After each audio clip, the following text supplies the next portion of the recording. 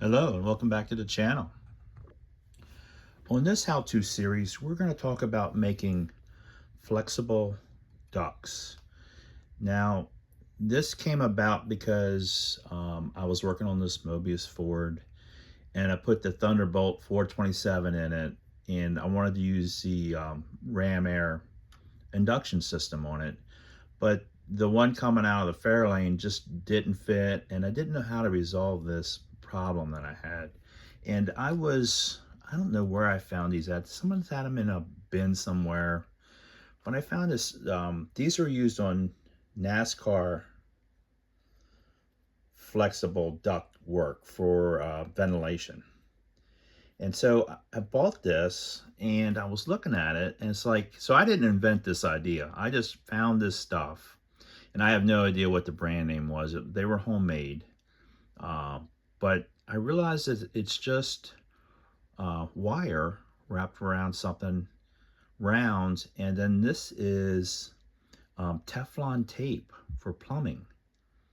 So I thought that was a great idea, and that would resolve my problem of ducting my ram air on this, because I can make them flexible and move them wherever I want to. Now these particular ones, I painted these. I did buy the gray. Went to Home Depot or Lowe's, and this is Lowe's, I think. But this particular one is in gray. So we're just going to do a little how-to on how to make these, and it's so easy to make these. It takes a couple minutes, a little practicing. You can make them any diameter that you want. If you want real little ones, or you want bigger ones, or you want medium ones. It just depends on the cylinder that you choose to make them. And you can use paint brush and use the cylinder off the back of it. You can use wooden sticks, whatever you want. So I'm just going to use, just for sake of doing this, I'm just going to use some aluminum tubing. And again, we're not worried about what size tubing that we're going to use. And I just grabbed some wire. I have a bunch of wire, different size wire gauges, and again, depending on what you want to use it for.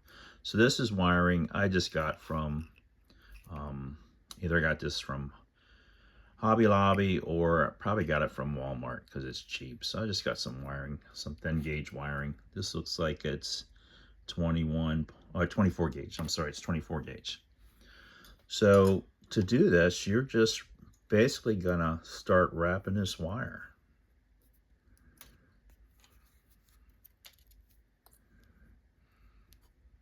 Oops, it's gonna get a little bumpy.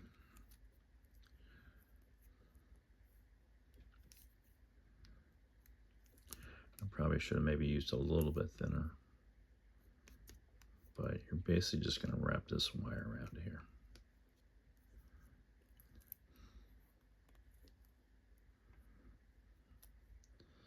So there we have the wire, and of course that's going to be flexible. I might make it a little bit longer.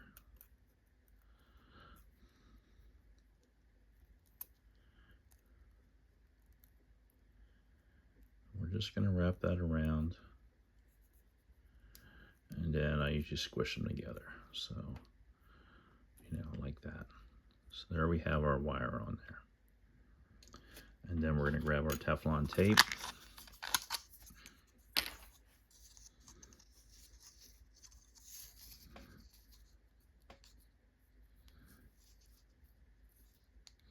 You probably want to cut this instead of breaking it off like that. For this tutorial, that's the way we're going to do it. I might cut it anyway. I guess I should cut it. I actually have my scissors handy.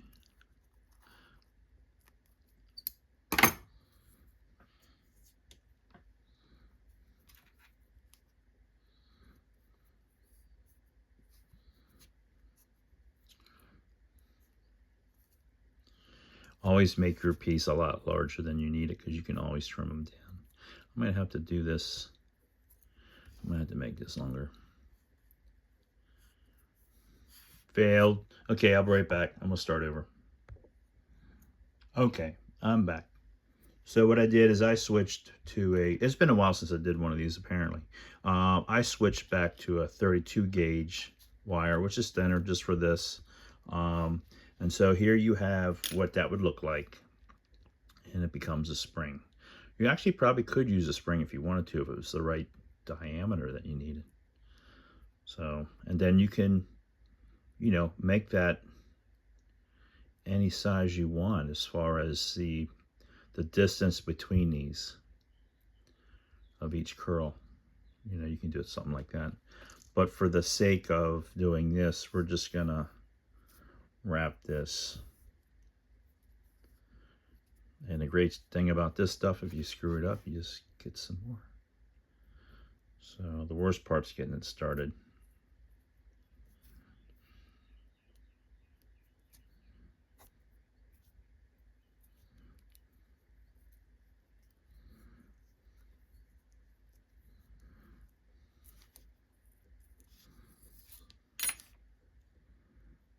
And there you go. Flexible hosing. You could use this for a lot of different things. And you can stretch it out a little bit. But anyway, you get the idea. That's pretty much what this one is. Now I've handled this one so much that the Teflon tape is coming through on the edges of the wire that's in there. But I just looked at this and figured out what they did. I mean, I didn't invent this idea. I think it's a great idea. It's easy to do. Like I said, I did it in my Ford truck. I just, for mine, because the original problem was this battery was in the way. Oh, let me get my official pointer. This battery was in the way. So I just drilled, is that in focus? Yeah. I just drilled 2 holes in my engine compartment. And, it's just pulling fresh air from underneath the car or the truck. So that's kind of the way I did that. But I think it's a cool idea. It's very easy to do. Simple. You just can make a bunch of them. This is my heavier wire. The heavier wire might be a little bit better, but I just didn't make it long enough. This will stay better as far as, you probably want to stretch them out before you put your stuff on it. And the tighter you wrap that, probably the better off you are. But that's all that is. It's just Teflon tape from your plumbing department at your local hardware store. Like I said, they have it in gray and white. Originally, I just had them on here in gray, but I did go back and paint them with some Vallejo acrylic paint. We'll paint over these really easy. But and you can add some shading in them if you wanted to, or you can paint them black. But I don't again, I like contrast, so I already got black in here. I know the Fords, I don't think you're supposed to, but I'm a GM guy and we always paint our engine compartments black. But I just did this like this, thinking that this was hot rodded years later, so they had the freedom to paint that black if they wanted to, and to change this motor out, put a big block in it. With the Thunderbolt heads and stuff on it, so, and headers and stuff. So yeah, so that's going to be pretty much it for this one. Like I said, Walmart or Hobby Lobby for your wire. And I get a lot of wire at Hobby Lobby and Walmart. I just buy cheap gauge wire, little thin wires. Usually they're in their craft departments. Just, you never know when you need them, and they're handy. And again, this is just from Home Depot or Lowe's, but you can go to Ace Hardware or anywhere else and get that. And it's just a cool little tip. I thought I'd share it with you. And that's going to be it for today. So we'll see you on the next how-to. Thanks.